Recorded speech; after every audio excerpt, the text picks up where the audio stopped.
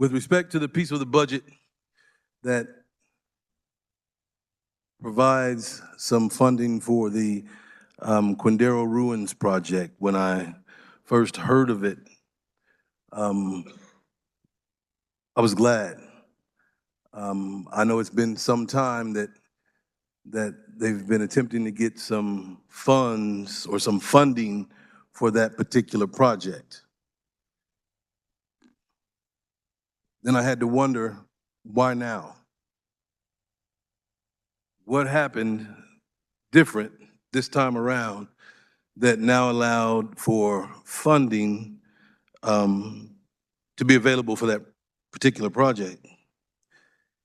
Then it was brought to my attention that it may have been in exchange for a number of votes. And for those of you who don't know what the Quindaro Ruins project is, it is an area where slaves from the Underground Railroad are buried. There's been a restoration planning or desire for that for quite some time, yet no funding. So as long as we're talking about— Representative, Yes? I would like to remind you to not impugn the motives of representatives and why they might or might not be voting for something. Fair enough. So I'll continue. You may continue. Thank you, sir. Just watch your comments.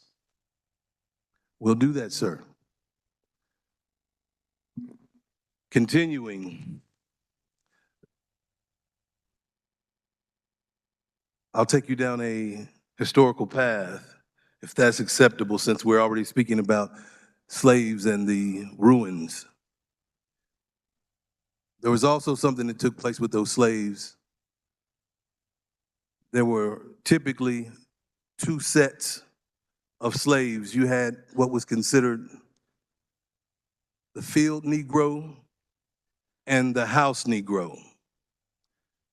Most of the time, you became a house Negro because of things that you may have done, exchanges, trades that you may have made.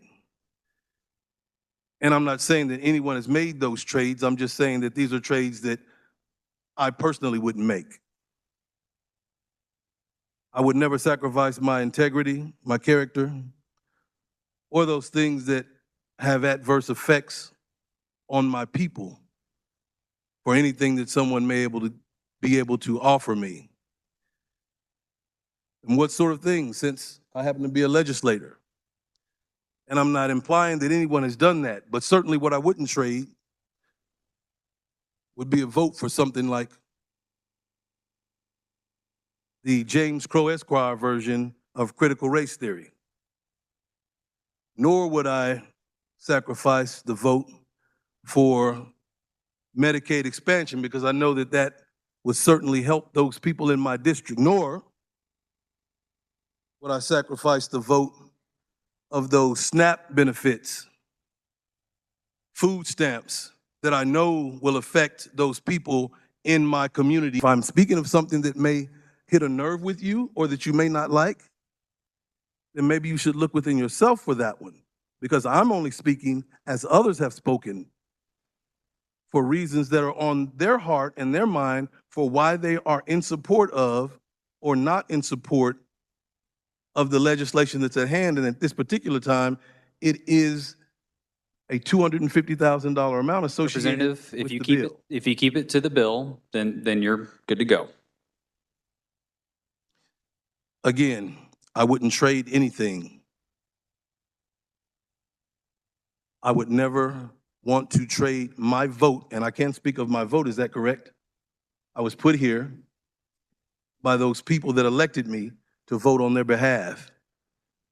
And so my message to them, and a reason why I wouldn't support this, is because I would never trade my vote so that those people in my neighborhood, my constituents that I support, would never have the opportunity to look at me and think that I might be one of those house Negroes.